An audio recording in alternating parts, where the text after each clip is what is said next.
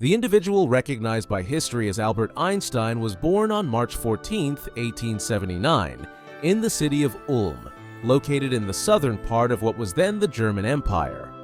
Ulm was a prominent urban center within the Kingdom of Württemberg, a significant constituent part of the German state during the late 19th century.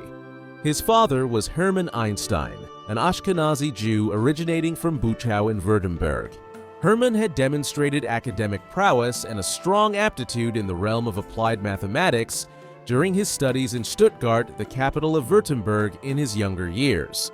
However, the Einstein family lacked substantial wealth, compelling him to discontinue his studies. He subsequently took up employment at the feather bed shop operated by his cousins, Moses and Hermann Levi, in Ulm during the 1870s. Albert's mother was Pauline Koch, a member of a German Jewish family that had cultivated extensive connections as suppliers and merchants in Württemberg. She wed Hermann Einstein in 1876, and Albert was their firstborn. A daughter, Maya, or Maria Einstein, followed 2 years later in 1881. Albert's early years were significantly shaped by his father's business ventures. When he was still an infant, Hermann Einstein, acting on the business council of his brother Jakob, decided to relocate the family to Munich, the largest city in southern Germany, situated approximately 170 kilometers east of Ulm. This move occurred in 1880 as Jakob and Hermann endeavored to establish Einstein & Co. as an electrical engineering firm in Munich, just as the transformative era of electrification was commencing its sweep across the Western world. In Munich, Albert was enrolled in a Catholic elementary school before transferring to the Luitpold Gymnasium in 1887. Albert remained at the Luitpold Gymnasium until 1894. However, at that point, the Einsteins were once again uprooted when Hermann and Jakob were unsuccessful in securing a contract to initiate the electrification of Munich. Instead, they journeyed to northern Italy, initially settling in Milan and subsequently in Pavia. Albert briefly stayed in Munich to continue his education, but after several months, he grew disenchanted with the rigid, rote learning methods employed at the gymnasium. He successfully persuaded both his parents and the school administration to permit him to leave and rejoin his family in Italy. Albert's education continued in Italy from 1894 onward. He was already exhibiting clear indications of exceptional talent as a scientist and mathematician, although his father harbored a desire for him to develop a stronger interest in applied engineering, thereby following in his footsteps into the family enterprise. In Munich, during the summer of 1891, he had independently mastered algebra and the advanced geometry of the ancient Greek mathematician Euclid. A family tutor named Max Talmud, who possessed expertise in optometry and ophthalmology, was engaged by the Einsteins to instruct young Albert in advanced mathematics and scientific principles. However, he soon discovered that his pupil was surpassing him in knowledge when it came to subjects such as calculus, algebra, and geometry. Nor was he a prodigy whose interests were confined solely to scientific and mathematical domains. As he entered his adolescent years, he also engaged in extensive reading of some of the most sophisticated philosophical authors of the 18th and 19th centuries, most notably the German Enlightenment philosopher Immanuel Kant. Kant's Critique of Pure Reason, initially published in 1781 and presenting one of the most intricate discussions of metaphysics, the exploration of the fundamental nature of reality, stands as one of the most challenging philosophical treatises ever composed. Yet Albert appeared to grasp its intricacies at the age of 14, a feat that left his tutor astounded. Young Einstein's capabilities did not escape the notice of his teachers, tutor, and parents. Consequently, shortly after his arrival in Pavia and following his 16th birthday, he was dispatched to undertake the entrance examinations at the Swiss Federal Polytechnic School in the city of Zurich, a prestigious institution specializing in science, mathematics, and engineering. Although he achieved high scores on the technical examinations, Albert was not admitted at this juncture, partly due to his young age. The subsequent year, he successfully passed the Swiss Matura, an equivalency examination in the country for individuals who had not undergone the formal schooling process within Switzerland, but desired to complete the secondary education curriculum there. Earlier that same year, he had also renounced his German citizenship to avoid conscription into the mandatory military service required of all young men in the country. Thus, it was as a stateless individual that he ultimately gained admission to the Polytechnic School in Zurich in the autumn of 1896, at the age of 17. There, he would pursue studies in physics and mathematics, the two disciplines in which he had demonstrated remarkable proficiency since childhood. He would remain there for 4 years, ultimately obtaining a diploma in 1900. Einstein's years in Zurich were the period during which his research interests began to crystallize into a fully developed form. He was evolving into a multifaceted scientist, broadly classifiable as a physicist, but whose expertise encompassed a diverse range of subjects, such as the development of a precise method for measuring the dimensions of minuscule molecules. This area of inquiry belonged to the realm of quantum mechanics, the broad science concerned with describing the physical properties of nature, at the atomic and subatomic scales. Furthermore, he was preoccupied with measuring the movement of light. At the time he was embarking on intricate research into this subject in turn-of-the-century Zurich, the dominant perspective among European and North American scientists was that light propagated exclusively in wave patterns.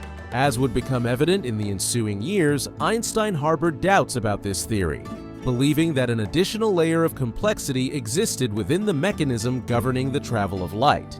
These and other facets of advanced physics lay at the core of Einstein's research during his mid-20s. They constituted the central theme of his doctoral thesis, which he pursued on a part-time basis throughout the early 1900s and completed in 1905 in Zurich, titled A New Determination of Molecular Dimensions. His research endeavors in the early 1900s were evidently supported by Mileva Maric, a young Serbian mathematician and physicist who had commenced her studies at the Polytechnic School in Zurich around the same time that Einstein had initially been granted teaching hours there after graduating at the top of his class in 1899. Maric was one of only 2 female students enrolled there at the time. She and Einstein soon became romantically involved, and it is now presumed that she contributed to his research, although the precise extent of her contributions remains unclear. In any event, her own research pursuits were interrupted in the summer of 1901 when she became pregnant. Maric and Einstein were not yet married at that point, and this was an era when having a child outside of wedlock was still regarded as a social disgrace. It appears that Mileva returned to her native Serbia to give birth to the child, who was referred to as Liesl in their correspondence following her birth. Her subsequent fate remains shrouded in uncertainty. Some sources propose that she succumbed to scarlet fever in 1903, while others suggest that she was placed for adoption in Serbia. It seems more plausible that she passed away, as Maric and Einstein were united in marriage in January 1903. They would proceed to have 2 more children, a son, Hans Albert, born in the summer of 1904, and another son, Eduard, in 1910. It might appear unusual in retrospect, but Albert did not immediately encounter ease in securing a teaching position upon the completion of his diploma in Zurich in 1850-1900. He dedicated the subsequent year and a half to striving, in vain, to obtain a junior-level lecturing and research position at a Central European university. In the interim, he acquired Swiss citizenship in 1901, finally attaining statehood after half a decade of theoretically being without a national affiliation. With Swiss citizenship secured, a family friend and associate from the Polytechnic in Zurich, Max Grossmann, enlisted the assistance of his father to secure Einstein a position at the Swiss Patent Office in the capital city of Bern. There, Einstein served as a patent assistant examiner.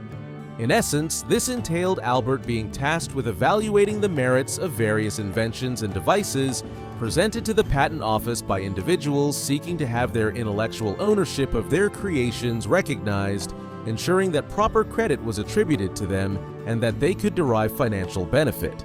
Einstein remained employed there for the next several years. Beyond providing financial support for his young family, his work, which focused on a diverse array of devices involving electrical conduction and mechanics, is believed to have influenced Einstein's own research during his formative years.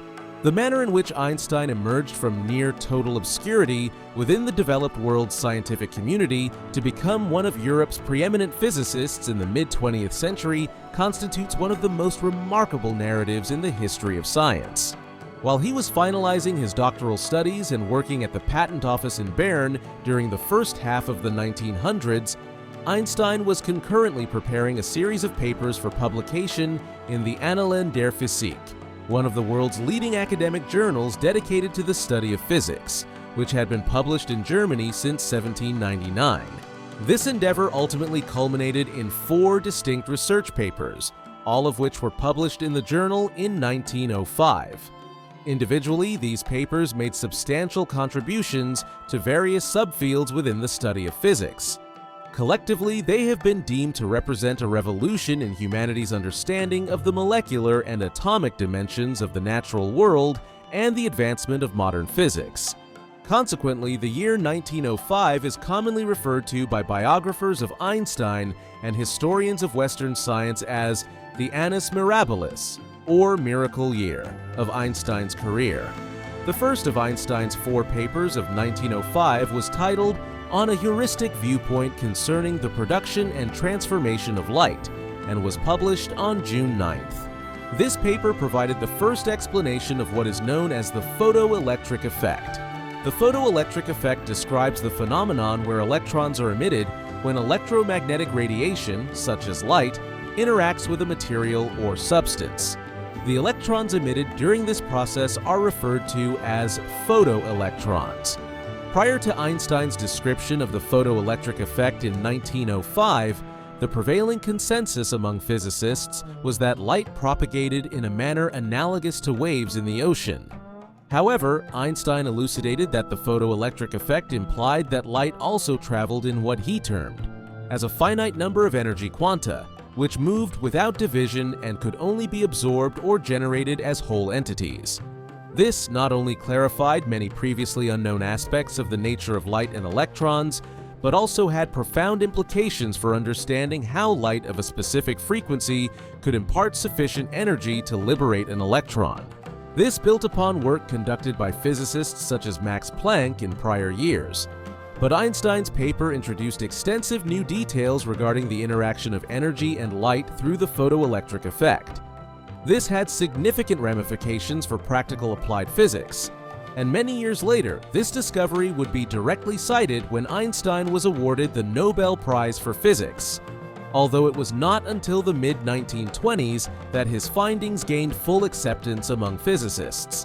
A mere 6 weeks after the appearance of this first paper, Einstein's second paper of 1905, titled On the Motion of Small Particles Suspended in a Stationary Liquid, as required by the molecular kinetic theory of heat, was published in Annalen der Physik on July 18th. Before Einstein's paper, no precise method existed for measuring the dimensions of molecules.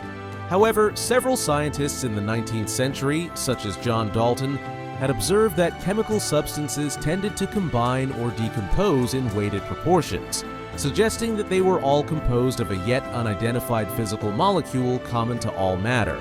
These unitary molecules are known today as atoms, a term coined by ancient Greek philosophers of the 6th century BC, who themselves were striving to comprehend the nature of existence 2.5 millennia prior to Einstein's time. Einstein's second 1905 paper demonstrated how these atoms could be measured more comprehensively by employing what was termed Brownian motion, wherein particles, in this instance pollen, were suspended in a water solution. Einstein's paper, along with a corroborating study produced by the French physicist Jean Perrin in 1908, unequivocally demonstrated that atoms and molecules were real entities constituting the fundamental building blocks of existence. Thus, this second paper of 1905 represented a major contribution to humanity's acceptance of the existence of atoms and molecules and the emergence of atomic theory as the foundation of much of 20th century physics. Einstein's third paper was published just over 2 months later, on September 26, 1905. This paper was titled On the Electrodynamics of Moving Bodies and addressed the topic of special relativity. This work sought to reconcile an equation that the Scottish mathematician and scientist James Clerk Maxwell had formulated in the early 1860s concerning electricity and magnetism. Maxwell's equations presented challenges for physicists in understanding mechanics occurring near the speed of light.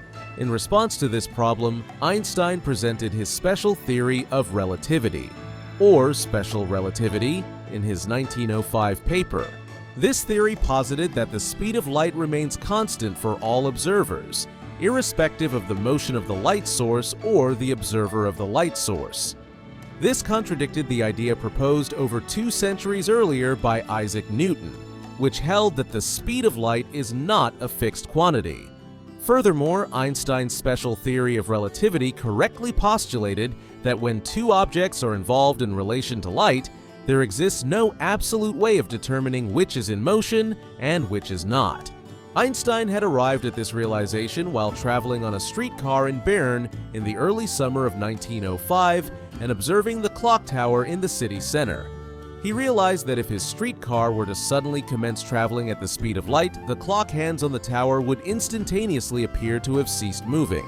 However, the clock inside the streetcar would continue to advance as though nothing had occurred, because both Einstein and the clock within the streetcar were traveling at the same velocity. Therefore, the speed of movement was relative. If the streetcar had abruptly accelerated to the speed of light, it would not signify that the clock tower had stopped, but only that it appeared to have done so relative to the speed at which the streetcar was now traveling. This was the special theory of relativity in operation. Einstein's 4th and final paper of his Annus Mirabilis was published on November 21st and was titled, "Does the inertia of a body depend upon its energy context?" Few individuals today are familiar with that title, but a great many are acquainted with the equation that Einstein pioneered in the paper, E equals mc². In essence, this equation signifies that the energy of a body at rest, denoted as E, is equivalent to its mass, represented by m, multiplied by the speed of light, the c in the equation, squared. This equivalence equation revealed that a massive particle possesses an energy termed rest energy, which is distinct from the kinetic energy of a particle.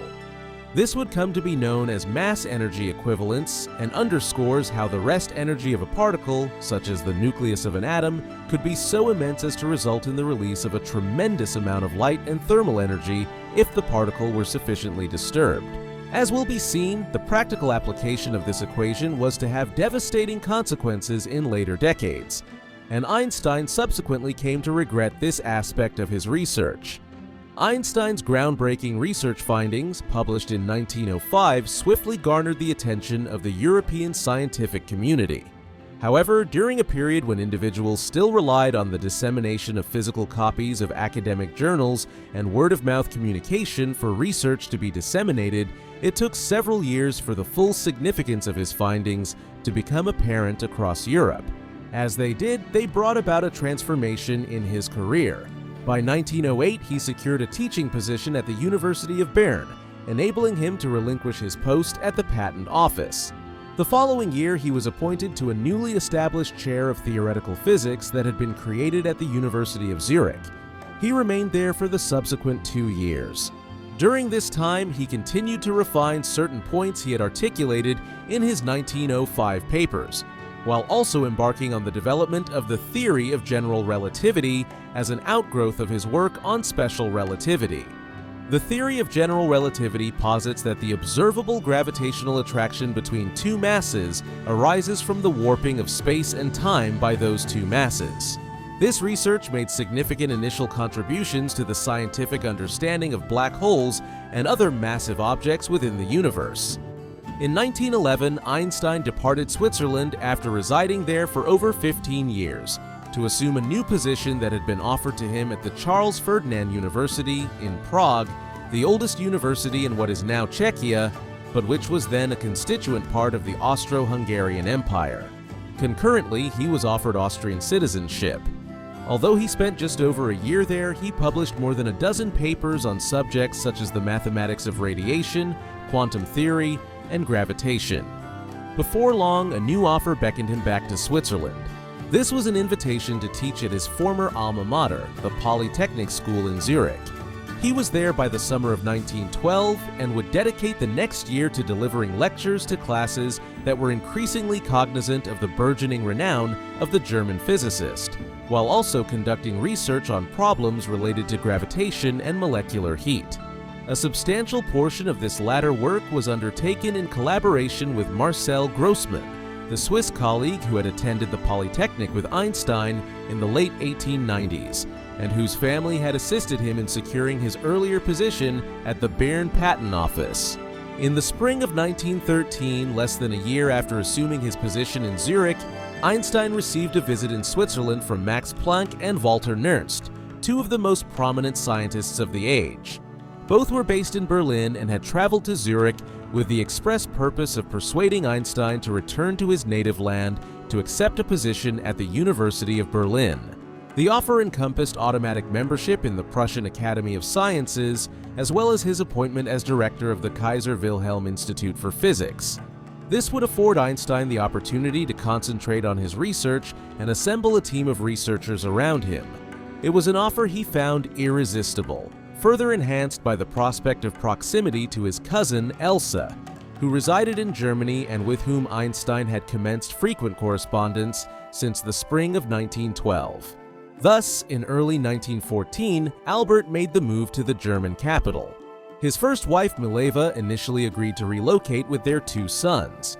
However, she immediately felt unhappy in Berlin, sensing Albert's growing closeness to his cousin, and soon decided to return to Zurich with their children. They remained separated until 1919, when they ultimately divorced. Following this, Einstein married Elsa.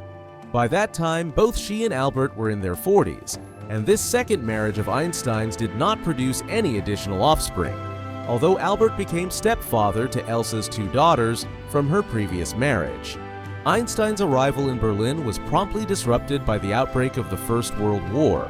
For years, tensions had been escalating between the major European powers over issues as diverse as colonial competition in Africa, the power vacuum created by the decline of Ottoman influence in the Balkans, and the naval arms race between Britain and Germany.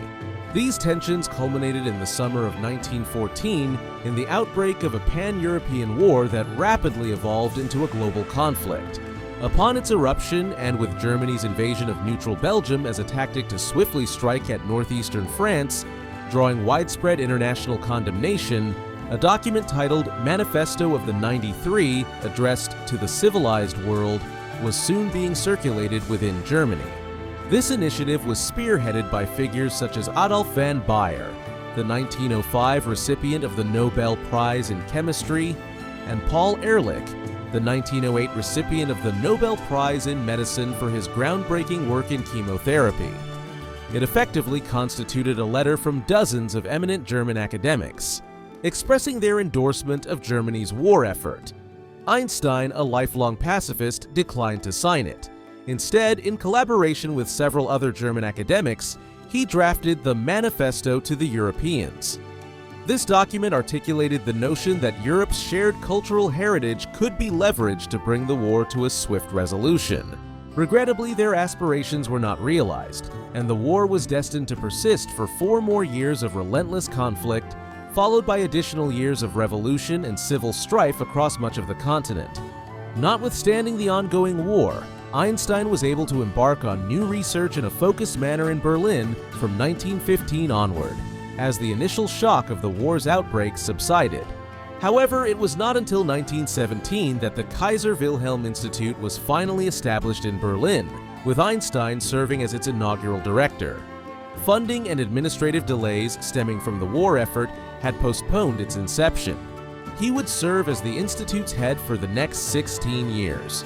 Concurrently, in 1916, he was inducted as a member of the German Physical Society, which had been founded in 1845 and stands as the world's oldest major academic organization of physicists.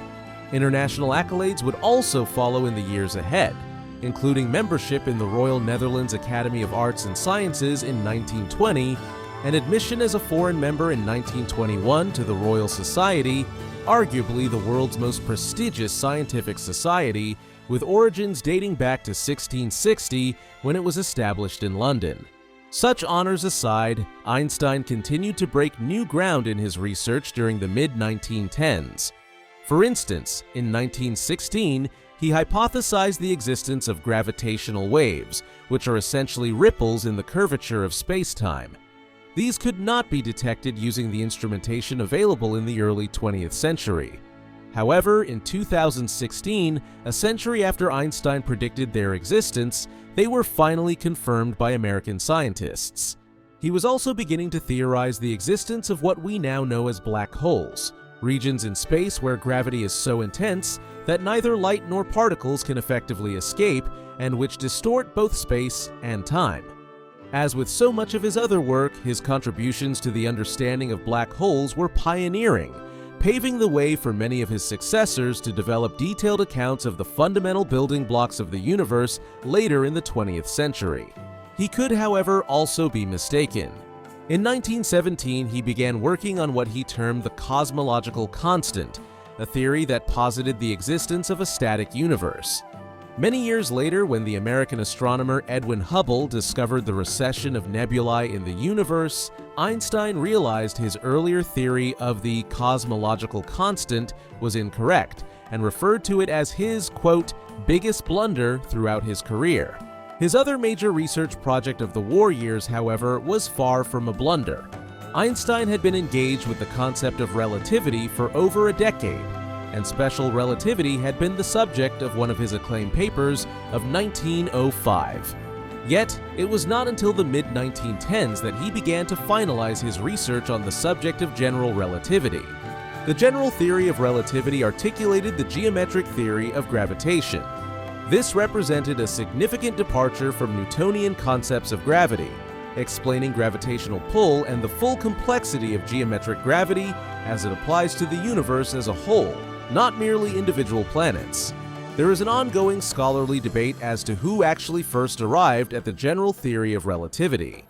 His contemporary, the German mathematician David Hilbert, essentially reached nearly identical conclusions as Einstein did in the mid-1910s.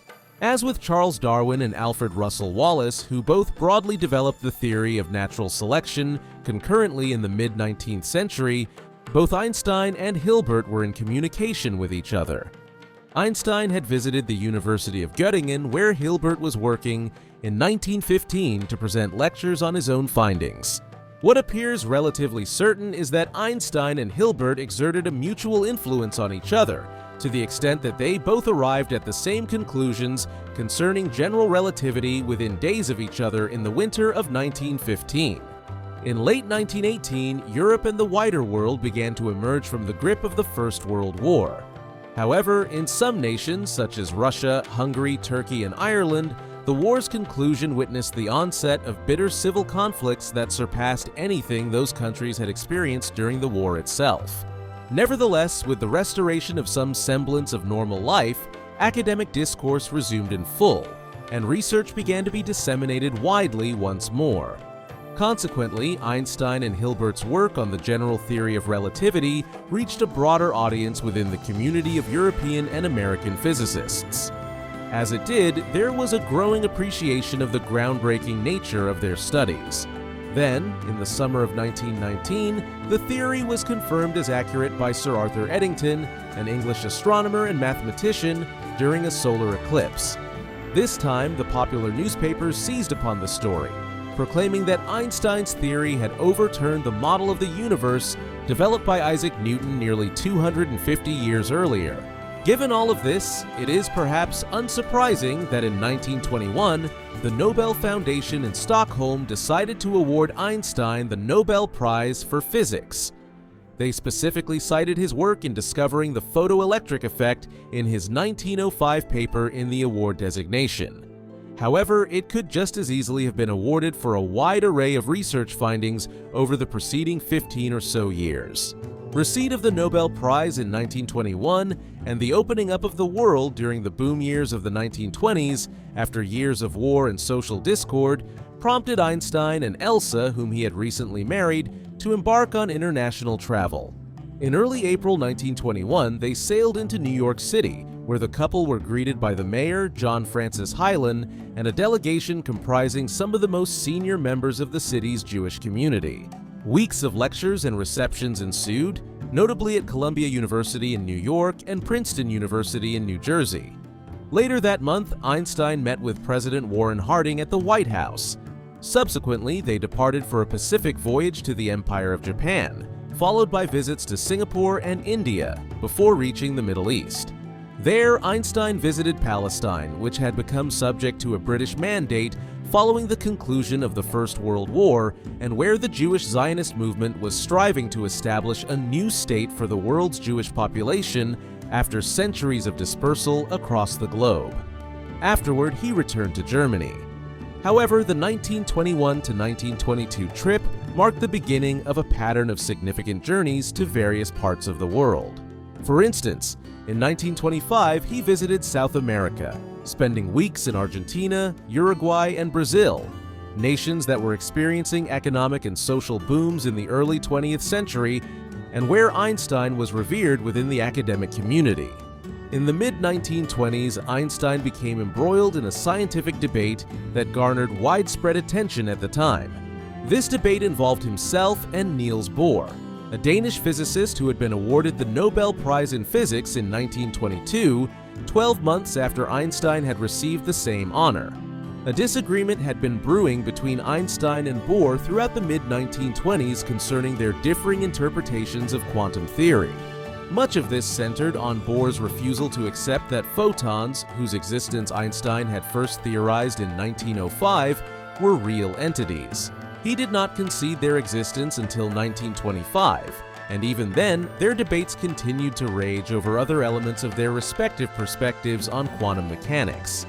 Debates were conducted in London and elsewhere between 1922 and 1925, but culminated in a renowned academic disputation in 1927 at the Fifth Solvay Conference at the International Solvay Institutes of Physics and Chemistry in Brussels. At this conference, Bohr and Einstein resumed their intellectual sparring, with both scholars presenting arguments that ultimately proved to be correct. However, beyond the theoretical discussions, the conference is notable for the assembly of many of the world's most accomplished physicists. Of the 29 participants, 17 had either already received or would later receive Nobel Prize awards. Einstein and Bohr were joined by luminaries such as Marie Curie, Werner Heisenberg, and Erwin Schrödinger. This gathering underscores the exceptional level of brilliance present within the European scientific community during the interwar period. The late 1920s also witnessed Einstein re-evaluating his own theories concerning the universe. This re-evaluation was prompted by the discovery by the American astronomer Edwin Hubble of the recession of nebulae, now referred to as Hubble's law. This law asserts that galaxies are receding from Earth at velocities proportional to their distance from the Milky Way. These velocities are consistently increasing, implying that the farther a celestial object is from Earth, the faster it will move away from it. These findings, which were made public in 1929, compelled Einstein to discard his then-current theory of the universe, known as the cosmological constant. This theory had posited that the universe was largely static in its expansion, meaning that the cosmos had been expanding since the Big Bang at a relatively uniform rate. Hubble's discoveries necessitated a reassessment of Einstein's hypothesis, as it became evident that the universe was expanding at an accelerating rate. Hubble's discovery also partially motivated Einstein's decision to embark on a new voyage to the United States in December 1930. He desired to meet Hubble and express his gratitude for his research, a meeting that duly took place in 1931. However, the trip is generally more prominently remembered for Einstein's visit to California, where the stated purpose of the journey was to undertake a 2-month visiting fellowship at the California Institute of Technology, more commonly known today as Caltech. During this stay, Einstein made the ominous observation that science possessed as much, and potentially even greater, capacity for causing harm as for doing good within human society. This was undoubtedly a reference to the escalating utilization of technology in warfare, an issue that deeply troubled the pacifist Einstein. This same aversion to the burgeoning militarism of the 1930s fostered an affinity between Einstein and the novelist Upton Sinclair and the actor Charlie Chaplin, both of whom he encountered in Los Angeles during his visit and who were both publicly declared pacifists themselves. Einstein's developing friendship with Chaplin led him to attend the premiere of Chaplin's new film, City Lights, a silent film that played a significant role in establishing the romantic comedy genre in American cinema. When Albert and Elsa Einstein entered the cinema with Chaplin, Einstein received an ovation comparable to that afforded to a Hollywood celebrity. This also marked the inception of a lasting friendship with Chaplin, which saw the actor visit Einstein's Berlin apartment shortly thereafter. And Einstein renewed their acquaintance when he himself returned to America in early 1933. While Einstein was holding his positions in Germany and engaging in extensive travel during the 1920s and early 1930s, as his renown and achievements continued to grow, the political climate in his native Germany was deteriorating. Germany had been mired in political turmoil in the aftermath of the First World War, but from 1923 onward had entered a phase of marked prosperity and stability.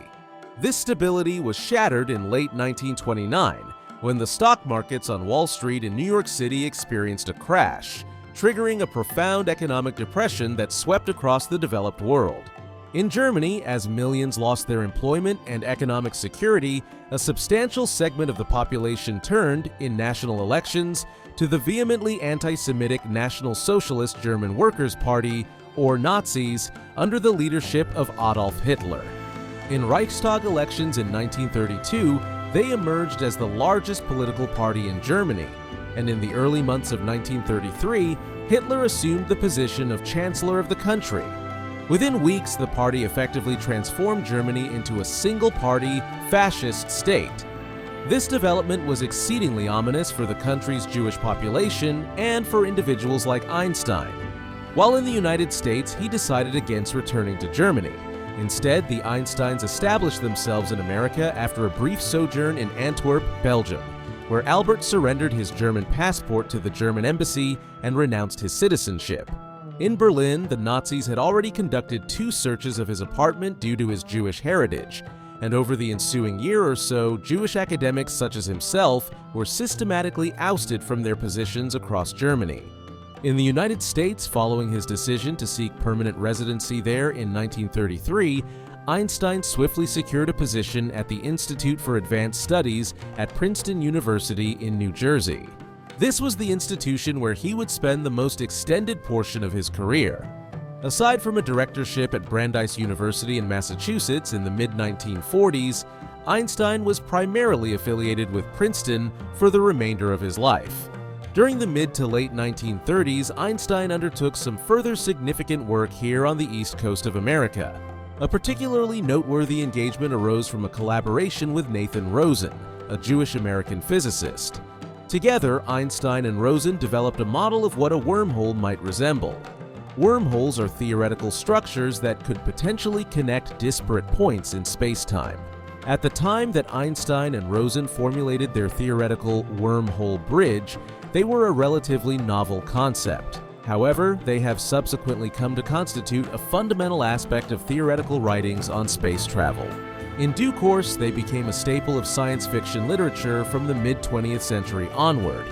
While Einstein was teaching in the United States during the 1930s, developments were unfolding in his homeland of Germany that would soon have global ramifications. Following their initial rise to power in 1933, the Nazis had made explicit their intention to overturn the terms of the Treaty of Versailles, which had brought the First World War to a conclusion.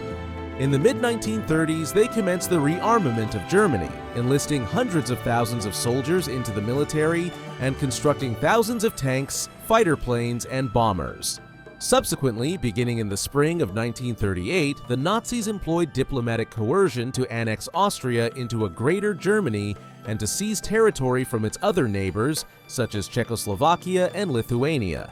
When Hitler then invaded Poland in September 1939, Britain and France determined that they could no longer appease the Nazis and declared war on Germany. In the immediate term, the government of President Franklin Delano Roosevelt lacked public support for American involvement in what was perceived within the U.S. as a European war in which it should not intervene. However, when Germany's ally, the Empire of Japan, launched an attack on the U.S. Pacific Fleet at anchor in Pearl Harbor, Hawaii, in December 1941, the United States also entered the Second World War. More than any previous war in human history, this conflict would be profoundly shaped by scientific innovation. Despite his pacifist convictions, Einstein soon became involved in correspondence with the U.S. government concerning the escalating conflict. In fact, this correspondence had commenced weeks before the outbreak of war in Europe. In early 1939, European physicists had discovered nuclear fission using uranium. This discovery brought the theoretical possibility of developing a nuclear bomb of some kind significantly closer. A number of European physicists, foremost among them the Hungarian Leo Szilard, realized precisely how feasible it now was for a dedicated research team to develop a nuclear warhead. This realization deeply concerned many European scientists, as many of the continent's leading physicists were employed in Germany and could potentially be co-opted into assisting the Nazis in developing a nuclear weapon, a weapon that Hitler and his associates would have few qualms about deploying as a conventional weapon of war, despite its absolutely catastrophic potential for loss of human life. Consequently, Szilard and two fellow Hungarian physicists, Edward Teller and Eugene Wigner, drafted a letter to the US government warning of the risks associated with the Nazis developing a nuclear weapon before any other state. They dispatched this letter to America, where Einstein added his signature before it was forwarded to the administration of President Roosevelt. What has become known as the Einstein-Szilard letter proved influential in the subsequent months in prompting the US to initiate its own program to develop a nuclear weapon. The Manhattan Project, the US government's program to develop a nuclear weapon, was initiated on a piecemeal basis in late 1939, just weeks after the receipt of the Einstein-Szilard letter. This ran profoundly counter to Einstein's own pacifist inclinations. However, the prospect of the Nazis acquiring such a weapon before the US had compelled him to alert the government to the dangers of such an eventuality. This aside, he regarded war of any kind as a malady that should be resisted by all of civil society in the modern world. Accordingly, he did not participate in the Manhattan Project itself. Rather, it was spearheaded by Robert Oppenheimer, an American theoretical physicist. Although its activities were limited between 1939 and 1941, once the United States entered the war in December 1941, funding and resources increased dramatically. This was particularly true as it became increasingly evident that the Nazis were, in fact, attempting to develop superweapons, such as a nuclear bomb, at various installations across Europe, notably in Norway, where what is known as heavy water was being produced, a form of hydrogen with distinct nuclear properties that could conceivably be utilized in the manufacture of a nuclear weapon. The research in this area, however, progressed slowly and was hampered on numerous occasions by sabotage missions undertaken by British Special Forces and Free Norwegian fighters. By that time, the Manhattan Project was employing upwards of 130,000 individuals in the United States, and a nuclear reactor had been successfully demonstrated in Chicago as early as 1942. Ultimately, in mid-July 1945, the world's first nuclear device was detonated in the New Mexico desert. By the time this first nuclear weapon was detonated, the Second World War had already concluded in Europe for several weeks.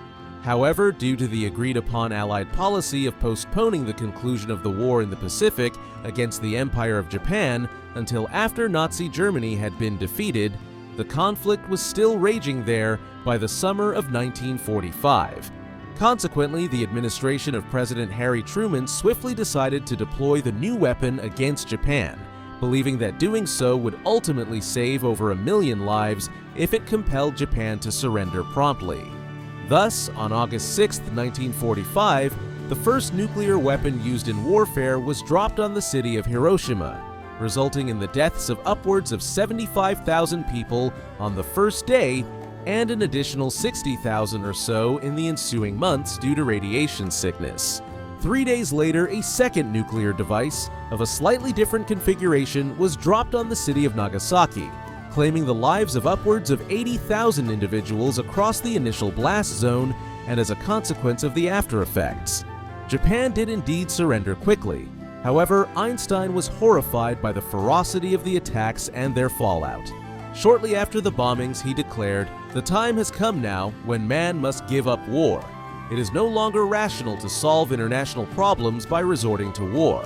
He subsequently expressed his regret that his research on the molecular structure of the world and the concept of mass energy equivalence, which he had first published in 1905, had contributed to the development of nuclear weapons. The post-war years saw Einstein continuing to conduct research and publish, although by then he was approaching his 70s, and the pressures of his public profile, coupled with some health concerns, limited his capacity for accomplishment. Nevertheless, at Princeton in the late 1940s, he formulated what he termed his unified field theory, the findings of which he published in Scientific American in 1950 as On the Generalized Theory of Gravitation. This unified field theory sought to establish a single, unified theoretical framework capable of elucidating the fundamental forces of nature and the universe. Efforts had been undertaken by numerous physicists throughout the first half of the 20th century to develop such a unified theory, but none had achieved widespread acceptance within the academic community. Einstein's theory endeavored to incorporate elements of his work on general relativity, electromagnetism, and gravity, proposing a single origin for the entire set of physical laws, one that could unify forces such as gravitation, electromagnetic forces, and even the curvature of space-time, with which much of Einstein's work in the 1930s had been concerned. Ultimately, his work, and that of others, in developing such a unified theory proved unsuccessful. However, his research in this area is nonetheless regarded as significant in the further advancement of differential geometry, the study of the geometry of smooth shapes and surfaces, particularly as they pertain to space. The years following the conclusion of the Second World War in America also witnessed Einstein attaining a level of celebrity within mainstream society that was largely unprecedented for a theoretical physicist. In many respects, this can be traced back to the early 1920s and Einstein's initial arrival in New York City. His theory of relativity had just been corroborated by other scientists, fundamentally altering our understanding of the universe, and Einstein was the recipient of the Nobel Prize. The New York Times had published an article in December 1919 proclaiming that Einstein had, quote, destroyed space and time through his research findings. This represented the most profound overhaul of human thought since Charles Darwin's theory of natural selection half a century earlier. However, Einstein's work was met with acclaim, whereas Darwin's had been perceived as sacrilegious. His associations with figures like Charlie Chaplin in Hollywood and his increasingly iconic physical appearance all contributed to making him a more recognizable figure in the years that followed. Most significantly, by the 1940s, it was becoming evident how Einstein's revolutionary ideas were transforming society and the world in practical terms, not merely from the perspective of theoretical physics. As all of this unfolded, he became a figure as celebrated within American society as Stephen Hawking would later become in the latter half of the 20th century, or figures like James Lovelock and Richard Dawkins in the early 21st century. By the time his working life drew to a close, Einstein's written and published output was immense. Although it may appear unusual to many, Einstein's primary academic output took the form of papers in academic journals, of which there were nearly 300 over a span of 55 years, rather than books. This was and remains the primary means of disseminating research for academics working in the hard sciences. Such books as Einstein authored, of which there were over a dozen, were generally compilations of work he had already published as academic papers, the intention being to consolidate his existing work on general relativity and other topics, or to endeavor to make the material more accessible to a general readership. Some of these were utilized as advanced undergraduate and postgraduate textbooks for students of theoretical physics for years to come in universities. Additionally, translations were undertaken into multiple languages, ensuring that Einstein's work was accessible in dozens of countries by the middle of the 20th century. Beyond this academic output, Einstein was a prolific correspondent, and at the Albert Einstein Archives at the Hebrew University of Jerusalem, there are over 3,500 pages of his private correspondence dating from 1912 to 1955. He also wrote extensively on a variety of political, philosophical, religious, and humanitarian subjects. Unsurprisingly, collected editions of Einstein's work, correspondence, and other writings, such as those published since the late 1980s by the academic press of Princeton University, the institution where Albert spent nearly his entire career in the United States, have extended to dozens of substantial volumes. The individual who produced this vast body of work was, despite his brilliance and celebrity, a remarkably unassuming person. He once declared of himself, quote, "I have no special talents, I am only passionately curious."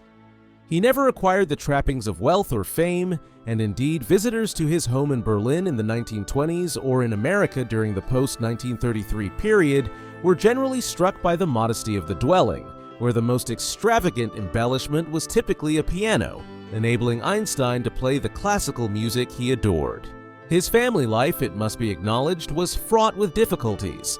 His two biological sons went to reside with their mother after she and Albert separated in 1914, and thereafter their relationship was somewhat distant.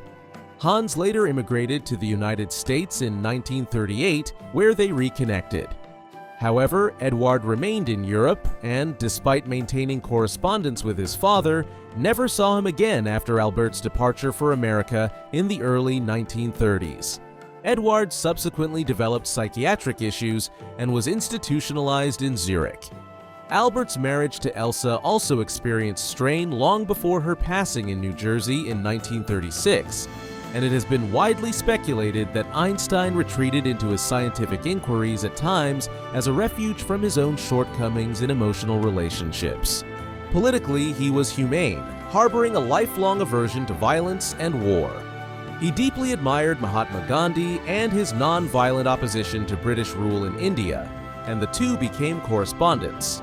Over time, his political views shifted towards a critique of capitalism and an advocacy of socialism, while he also wrote on numerous occasions about the aspiration for a system of global governance and an end to competition between nation-states. He held favorable views of the United States regarding the country as a meritocracy. However, the FBI had compiled a dossier on him before he ever fully relocated to America from Europe, and by the mid-1950s it encompassed over 1,400 pages. A not entirely unusual development for a former German and an academic in post-war America. An integral aspect of Einstein's character was his Jewish heritage, although he himself was a professed agnostic and viewed the Bible as a collection of primitive legends. His Jewish background also shaped his life from the 1930s onward, prompting his relocation to the United States in the face of the Nazi threat. Einstein also became known in his later years for his support of Zionism and the State of Israel. He had visited Palestine back in the 1920s when it was being administered as a British mandate in the aftermath of the First World War. At that time, hundreds of thousands of Jews were already residing in or migrating to the region with the objective of re-establishing a Jewish state after nearly 2,000 years of being dispersed across the globe. In 1925, Einstein consented to be included among the inaugural Board of Governors of the Hebrew University of Jerusalem upon its establishment that year. Subsequently, in the aftermath of the Second World War, hundreds of thousands of European Jews who had survived the Holocaust perpetrated by the Nazis during the Second World War made their way to the Holy Land. When the British mandate there expired in March 1948, the Jewish people proclaimed a new state of Israel for the Jewish people in the Levant. In 1952, Einstein was offered the ceremonial position of president of the country. However, he declined due to his advanced age and his inability to depart from the United States at that juncture. Einstein remained supportive of the Zionist movement until his passing, but one wonders what the pacifist in him would have made of the Israeli state as it descended into protracted conflict with its Muslim neighbors from the Suez Crisis of 1956 onward. By the time Israel became embroiled in the Suez Crisis, or the Second Arab-Israeli War, against its southern neighbor Egypt in 1956, Einstein had passed away. Shortly after the conclusion of the Second World War, he had begun to experience an abdominal aortic aneurysm, an enlargement of the abdominal aorta, the largest artery in the abdomen. It can become obstructed, much like any other component of the circulatory system, due to elevated blood pressure, high cholesterol, and smoking. Einstein had the condition surgically addressed successfully in 1948 by reinforcing the aorta wall. However, despite making lifestyle improvements, including the adoption of a vegetarian diet, the problem recurred in early 1955 when the aorta ruptured, causing internal bleeding. He was admitted to the hospital on April 17th, but declined emergency surgery in an attempt to intervene and halt the bleeding, philosophically asserting that it was preferable to face death with dignity when one's time had arrived. He passed away the following day on April 18, 1955, at the age of 76. The surgeon who conducted his autopsy subsequently removed Einstein's brain for scientific examination, although this was performed without the consent of his family. It was subsequently dissected, and its remnants are presently housed in the National Museum of Health and Medicine in Washington, D.C., while certain sections were placed on display at the Mütter Museum in Philadelphia in 2013. It has been proposed that the atypical number of glial cells in his brain might account for Einstein's extraordinary aptitude for mathematical equations. His body was cremated shortly after his death in New Jersey, and his ashes were discreetly scattered at an undisclosed location. Albert Einstein was one of the most influential thinkers in the history of science. So profound were his research findings over a span of half a century that his surname has become synonymous with exceptional intellect. Perhaps what is most remarkable about this is that it all emanated from relatively modest origins. In the 1890s, he was effectively an international nomad while still a teenager and young man, traversing between his native Germany, Italy, and Switzerland as his parents endeavored to balance their financial and business circumstances with their awareness of their son's precocious abilities as a mathematician and physicist. His tenure at the Polytechnic School in Zurich provided a degree of stability.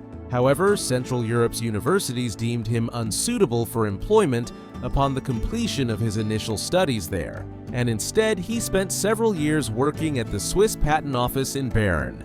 It was here, while evaluating inventions during the day and embarking on the journey of starting a young family, that he commenced work on some of the most momentous research in the realm of physics ever undertaken.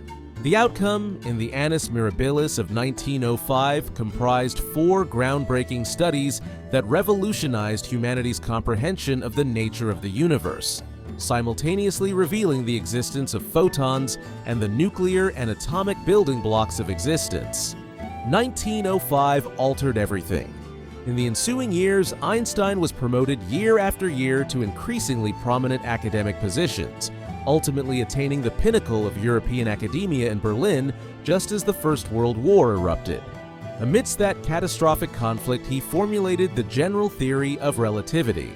In 1921, he was bestowed with the Nobel Prize in Physics for his contributions, although further accolades followed in the subsequent decades. What is perhaps most noteworthy about Einstein's career, however, from the 1920s onward, is the public profile he cultivated. Visits to the United States, South America, across Europe, and the Middle East afforded him the opportunity to advocate on behalf of a multitude of causes. The most significant of these was his sounding of the alarm regarding the peril posed by Nazi Germany from 1933 onward. Indeed, he promptly renounced his German citizenship when Hitler seized power and relocated to the United States. There, he persisted in highlighting the dangers associated with the possibility of the Nazis obtaining a nuclear weapon. However, this presented a double-edged sword for Einstein the pacifist, for the price of witnessing Nazi Germany's defeat in the nuclear race was the US deployment of its own atomic bombs on Hiroshima and Nagasaki in 1945. In the aftermath of the war, he leveraged his position to advocate on behalf of a state for the Jewish people in the Middle East, following the Holocaust. When he passed away in 1955, he was the most acclaimed scientist in the world, one who ultimately exerted a profound influence on the entire fields of physics, mathematics, and cosmology in the modern era. The trajectory of the 20th century might well have been markedly different had it not been for Einstein. What are your perspectives on Albert Einstein? Was he the most revolutionary intellectual in modern history? And what might account for his extraordinary intellect? Please share your insights in the comments section. And in the meantime, I extend my sincere gratitude for your attention.